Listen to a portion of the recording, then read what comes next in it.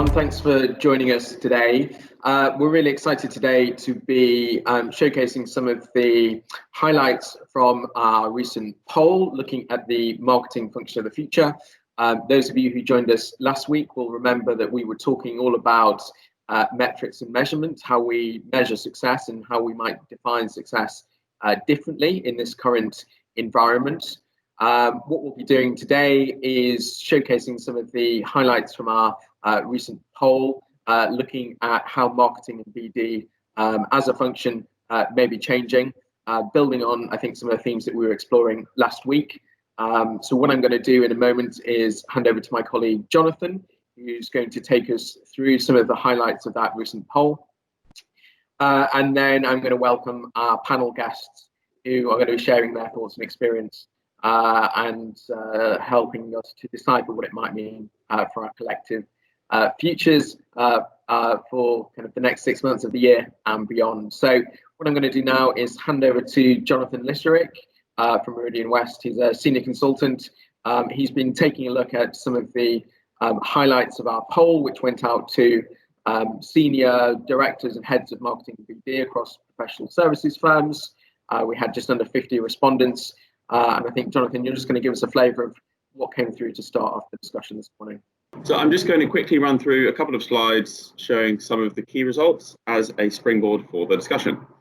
Starting with the one you can see now. So we asked our respondents how they would describe the role that the marketing and BD team has played so far in their firm's response to the pandemic. And 69% said they had played an integral part in their firm's response. And very interestingly, none said that marketing and BD have been sidelined. Next, we asked respondents how they think the role of the marketing and BD team will change going forward as a result of the pandemic. And a whopping 94% expect to see some level of significant change, with 44% of that being transformational. So only 6% thought that they would be going back to business as usual. We also asked our respondents about priorities within their team over the next 6 months.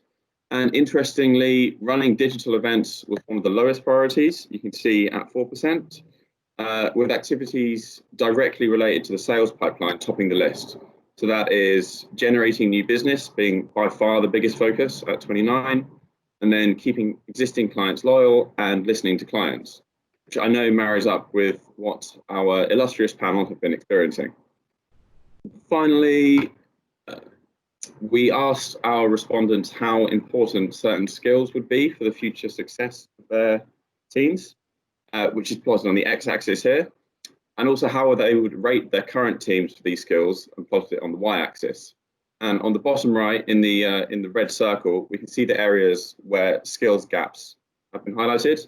So these are areas where skills are important, but the current team's performance is less highly rated. So those are skills such as data analysis, proactive client engagement, change management, and innovation capability. And those are the results from the poll. I'll hand it back to you, Alastair. Great, thanks very much, Jonathan. That was really useful to kind of set the scene in that way. What I want to do now is bring in our guests panelists to offer some of their perspectives and thoughts. If you have questions, we'll be leaving a little bit of time when we get to 9:30 for questions. So do hold fire until we get to that point. But it gives me great pleasure to welcome some great guests this morning. We've got Nicole Bisson, who's head of global business generation operations at Townsend. I have to make sure I read that out correctly because it's a bit of a mouthful, but great to have you with us this morning, Nicole. Also, Julie Mortimer, who's Director of Meridian Marketing at Reeve, and Susanne Pugsley, who's been in various BD director roles previously, now runs SPBD, where one of the things, amongst other things she does, is advise BD teams on their kind of structure and roles. And obviously that's very pertinent to some of the findings of our survey this morning. So I guess what I wanted to do first off, and maybe I come to you, Nicole, first, is it's very clear, I think, from the poll is that the indication of travel is that, you know, change within the BD marketing function is clear, but specifically more of a sales focus. That was very clear when we asked people about top priorities for the next 6 to 12 months. Does that reflect your experience in changing priorities at Turner and Townsend? Absolutely. And I think that the way that we interact with our technical teams has already changed. Just like our external clients, our internal clients, they want help when and where they need it. They want it on demand, particularly when it comes to technology and data. So the pressure is on our teams to articulate, what we do and how we add value. So what we're seeing is a real change towards hands-on support.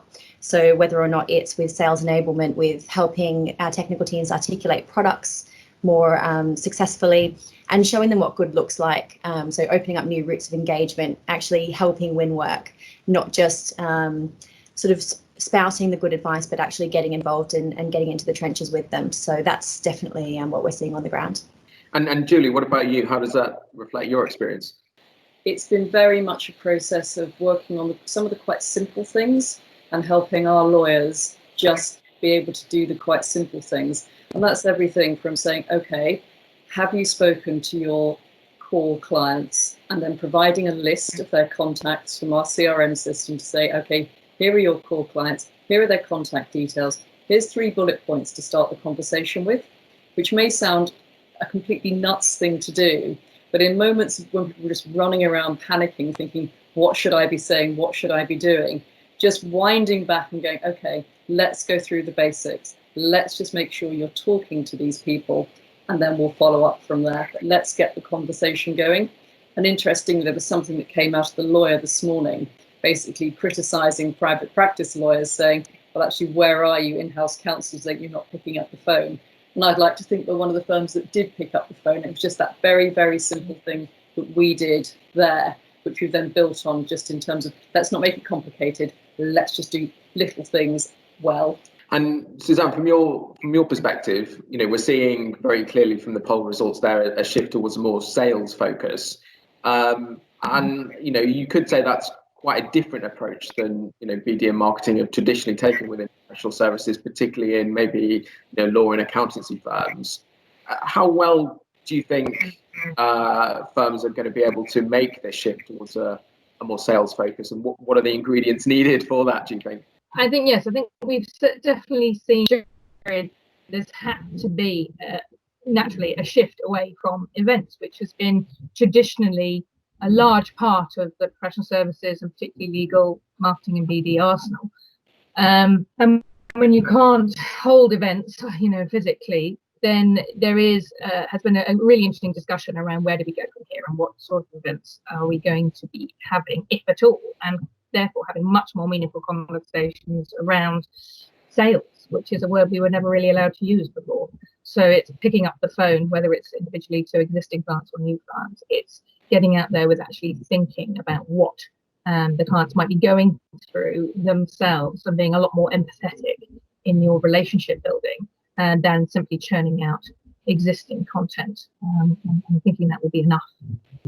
And so actually this may be a time to start embracing the word sales, actually, not to shy away from it as we might have traditionally done. Yes, but I think it's all about the relationship management, and and if it's traditionally we're not so keen on the word sales, and the fact is that it is about relationships, and this has been tested more than ever at the moment in terms of how we are showing that we're not just talking the talk and actually walking the walk. And many of my clients have been saying how much they've been relying on that information that they've gathered over the years, if they have been gathering it, on what is important to their clients, and actually demonstrating that they've listened in the past and then can now, in a time of crisis, respond effectively to that. And Julie, just to come back to you, because I think what Susanne was saying there is that clearly we've had to make some fairly short-term adjustments. And you were talking about in the first weeks and months, picking up the phone to clients, keeping them engaged. But are you seeing this also as a chance for a more radical, or to use our kind of survey old phrase, transformative way of thinking about your the longer term? Yeah, well, certainly we've had to become much more data focused in terms of trying to work out where might our new work be coming from. And that's about thinking about our current clients in terms of what's going on with them, but also how do we manage the hundreds of new contacts we've got flooding in because of the webinars that we're running. And suddenly we've got people coming onto our systems we've never had any contact with before. And therefore starting to put in place some very systematic processes around how do you sift out the good quality leads from the poor quality leads has become very, very important to us. So that's an area of real focus for us. How do we work out where to spend our time with those potential new clients and where not to spend our time? So the data analysis and just managing to cut it has become a big issue for us in the sense of, okay, what tools have we got? What skill sets have we got to do this? So that will transform the way we go to market, I think, in the future, because we're just having to find new ways of doing things, finding new technology, and finding people with the right skills to actually use and understand what we're getting out. And that will be transformational, I think. It was on the cards, and if I look back at something I did to my board a year ago, I said one of the big areas we're going to need to get better in is around data analysis. Well, we've had to get a lot better at it really quickly. And that's going to continue. I mean, we're skipping ahead a little bit here, I suppose, but in terms of that skills gap, data and analytics was one of the things in the poll. I mean, what's worked from your side, Julie, in terms of getting people's minds and attention focused on that and getting them up to the skill level you expect? I think within most marketing and BD teams, you will find people who've got good analytical skills. So if you've got people working in your CRM system already, if you've got people in the digital team, there will be people who have that skill set and that ability to look at data. But we've been working really closely with our finance function, where those skill sets traditionally reside, and working with them in terms of the tools they're using, but also some of their business analysis capability, and just trying to learn from them. So we've got a lot of tests going on with things like Power BI at the moment, just to try and help us cut data more easily. And we 6 months ago, we hadn't really used it, we hadn't really heard of it, but now I've got 2 people in my team who are just geniuses on it.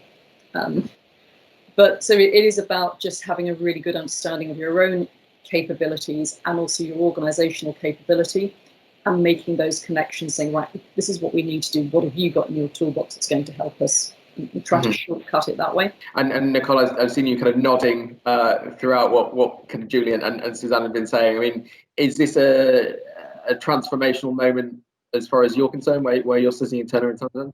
Absolutely, and we've just gone through the whole Power BI exercise as well. So we did a few experiments with data and analytics in terms of our pipeline, and presented it at a board. And we got so much positive feedback that we've just had to build a new data function in the last couple of weeks. We looked at our team. We didn't have any experts within our team that had the Power BI skills, but we had the analytics background. So we partnered up with some of our client-facing team members, and we created a whole new management information portal within the last couple of weeks. People are demanding data on a daily basis now. So it's about looking at all of the systems and tools that we've got and how can we link them all up while we're in the process of making decisions around further investments in things like CRM systems. So for us, it's what do we have now? How do we make it work for the current time? And then what's the next steps going forward? That's definitely on the cards. Mm-hmm. And what kind of data and analytics are your board looking for? You talked there about wanting to, I guess, to kind of present back to the business more useful information. What are they looking for at this time? I think everyone's really focused on pipeline at the moment. So looking at what are we doing with our clients now? How is what's happening impacting their projects? Because we're in construction, we've got some pockets of our client base which are going gung-ho. I mean, we've got data centers and logistics popping up all over the place, but we've got other parts of our client base which are a lot slower at the moment. So it's about working out who needs what when. So any information that we can give them about their clients and their interests, they're lapping up, and they want to see how that's flowing on into pipeline, when these projects are going to kick off, and if they are being delayed, when and why, so that they can know how to keep in contact with their clients. And it's a level of information we've never been able to give them before. So it's something that we're learning about as we go, but it's being really gratefully received. I think it's not, if you look at our poll, I guess, there are a number of challenges that results paint as well, not least one around budget. Those of you who know that we do an annual survey with PM Forum each year, at the beginning of each year, looking at kind of budget predictions. And that's always been a kind of steady year-on-year increase, at least for the last kind of 6 to 7 years. What we're seeing certainly that poll indicating is a much sharper contraction, and that does vary between about 10 to 30% or so across the poll participants. So, it's clear that there's going to be some change in focus, a shift in priorities, yet at the same time, resource perhaps more scarce. So, Nicole, how do you square that circle, if you like, because it's a difficult one. It is, and I think we're going through the budget at the moment, so we're looking at where we can find efficiencies, so really sort of reviewing the value that we're getting from the suppliers and testing whether those investments are actually delivering the results that we need. But then we're trying to protect spend in the areas where it matters, so any of those smart tools that fuel collaboration and make it easier for people to get access to the right information, that's sort of where we're protecting them. We are quite heavily looking at skill sets within our own team members, so things that we may not have sort of focused on in the past. So, for example, my business unit, we taught ourselves Power BI because that was a need that we had, and we didn't have the time to sort of find the right suppliers to give us that. So we are just doing what we can, rolling up our sleeves and learning every day.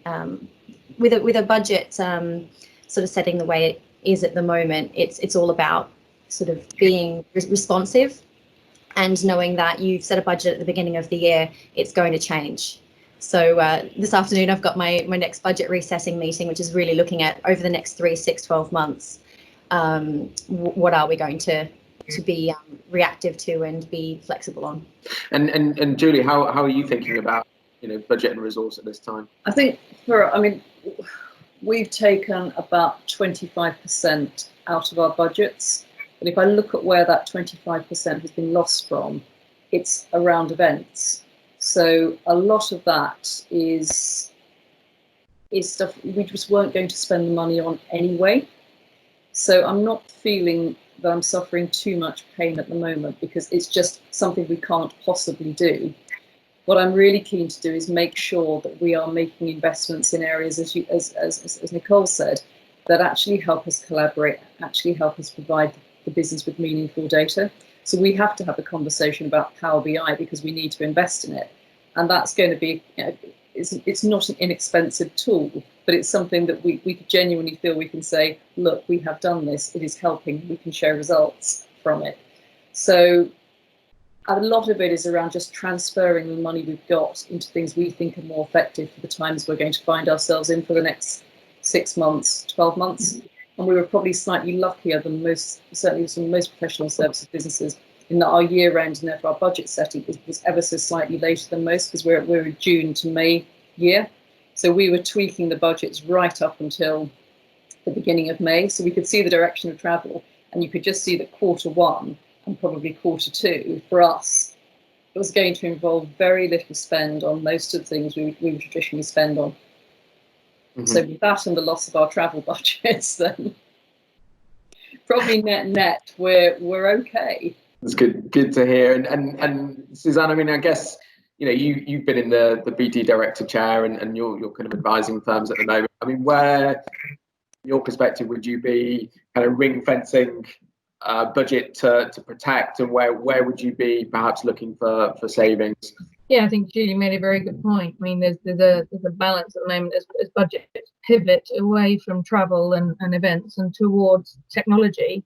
But certainly the directors I'm talking with and the firms I'm talking with, it's also being very mindful of how that budget needs to be very carefully considered, because depending on the structure of the firm you're in and how you set those budgets and whether you're including your staffing costs within your BD marketing spend or whether it's separate, whether your travel is within your BD marketing spend or whether it's separate, who owns those budgets, it's becoming an interesting discussion around how you're going to pivot from what you were planning to spend on to what you now need to focus on. And yes, technology, things like Power BI, like IntraHive, like CRM systems. I've been talking to a number of places where their investment in CRM had been much further away, and then the light has really dawned on the fact that you can't survive without knowing who your clients are, and many CRM projects have been moved up. But that obviously takes its toll on other parts on that budget. And again, looking at the skill sets within the teams, don't just remove your events team because you're not running any physical events. they have, and generally many skills, and often are very good at data and the data analysis, just haven't been asked to do that. They've been more on the sort of logistical side, and yet they are closest to the people that are coming to your events online now rather than offline. So really upskilling, bringing those skills in, and changing direction. And that's about how explaining how important that is to your budget setters within the firm. And I think it's interesting what you've all been saying, because again, it does echo, I think, what we've seen in the poll. Certainly two of the main areas where people did report perhaps an increase in focus and spend, were both around that kind of systems piece that you've talked about, and also sales campaign, very much reflecting that sales focus. So I think that very much is borne out.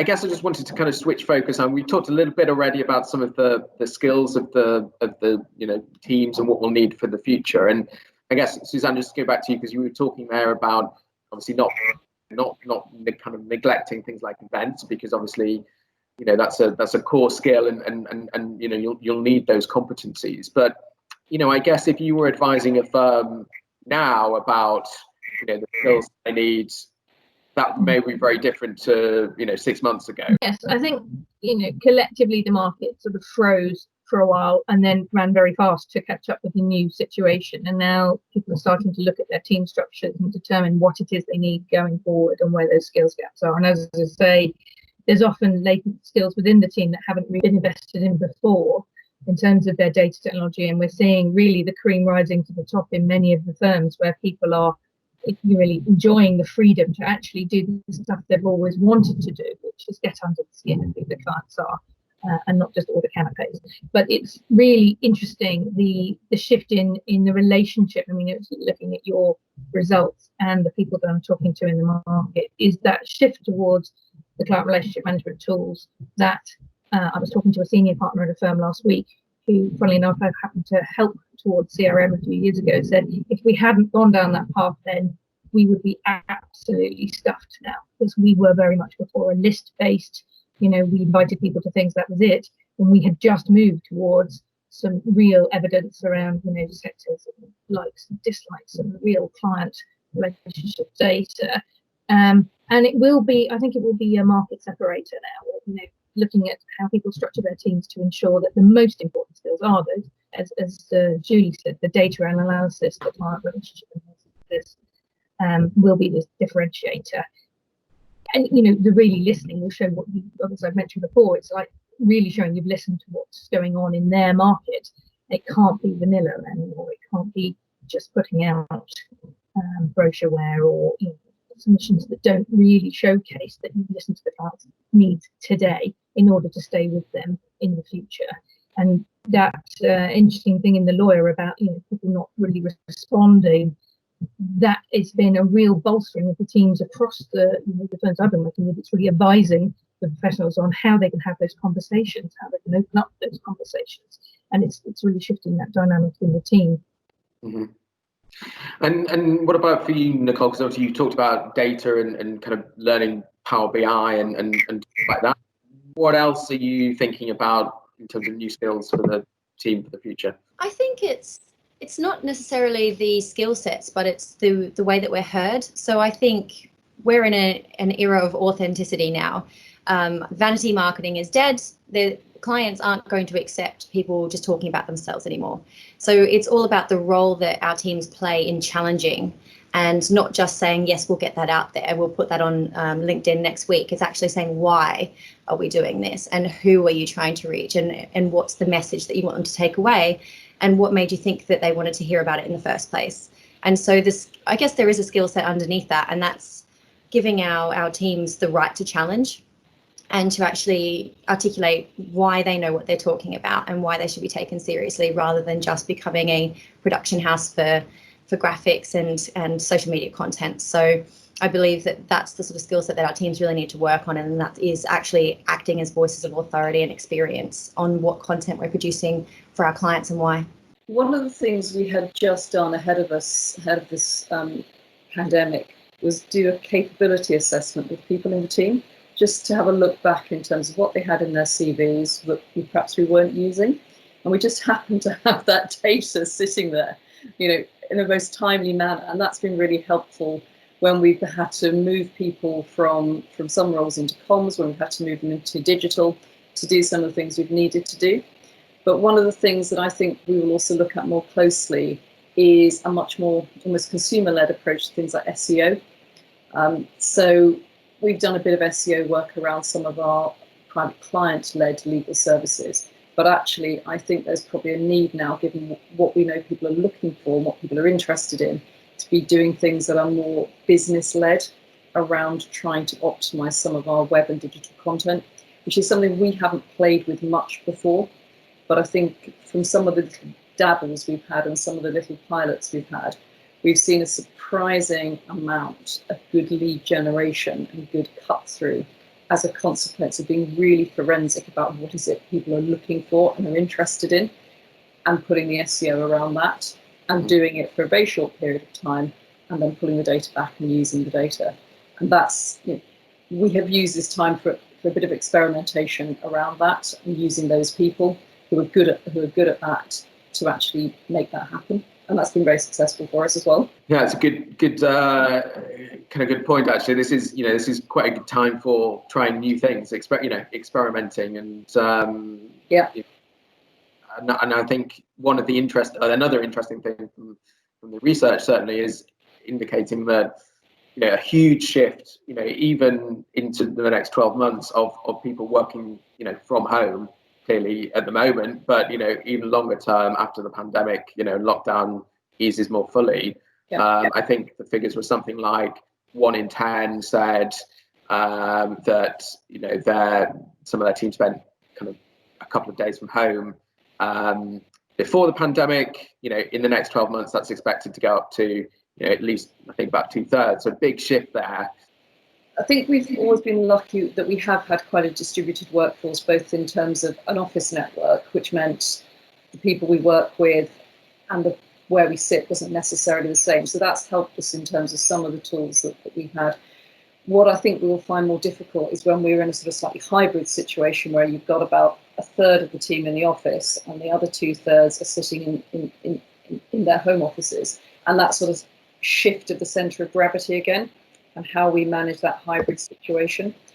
And that, I think, is going to just push us towards trying to find more collaboration tools, more things we can all join in on an equal basis, as opposed to 6 people being sat on the VidCon and everyone else sitting in their individual home offices. And just trying to find that equality of voice, I think, is going to be quite challenging. And how you collaborate in that way is the thing that I think I haven't got the answer to it yet. I mean, we know some of the stuff that works from what we've done before and what doesn't work.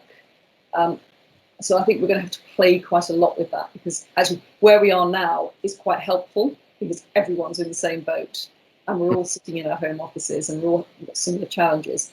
When I've got 1/3 of my people back in the office and 2/3 everywhere else, that's when I think it's going to get quite interesting.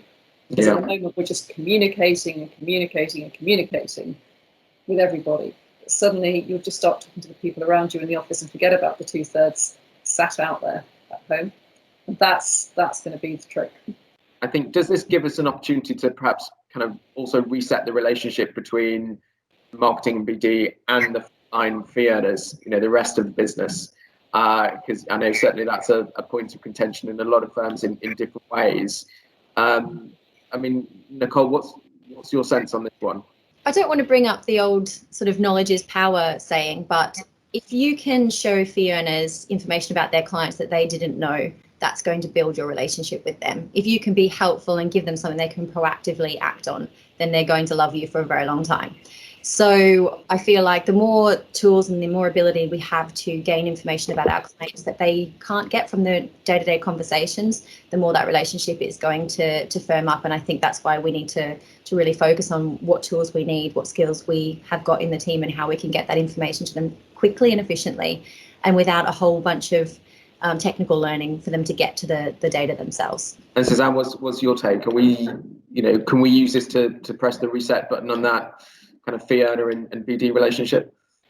I think it has to a certain degree in some places already. Talking to a chief marketing officer of a global firm the other day who was always personally vehemently anti any homeworking or whatever, and it really boiled down to a matter of trust, and she was honest about that. She said, I trust people? Well, we've had to trust people. We've been forced down this path, and suddenly the relationship has changed in that you don't have to be physically present, you don't have to be walking the floors. I know another BD director loves the phrase marketing is a contact sport, and you have to walk the corridors in order to be visible, and visibility being a buzzword that I've heard many times across many firms. And is it visibility really, I've said to them, or is it just being present? And I think this entire situation has reset that relationship in terms of that those who are really delivering on what is wanted and needed by the business have been doing it very effectively from home.